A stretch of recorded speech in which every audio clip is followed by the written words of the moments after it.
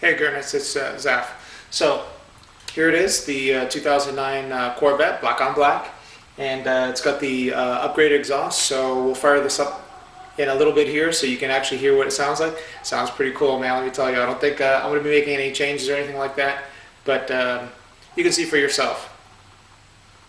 All right, so here's the back of the car, and like I was telling you before, the two inner exhausts actually have a butterfly that keep it closed actually when you're driving normally, so you don't get that droning and you don't get a harsh sound when you're just driving. So the cabin noise is really quiet, and then of course when you open up the throttle, exhaust comes from all four pipes. Sounds really cool.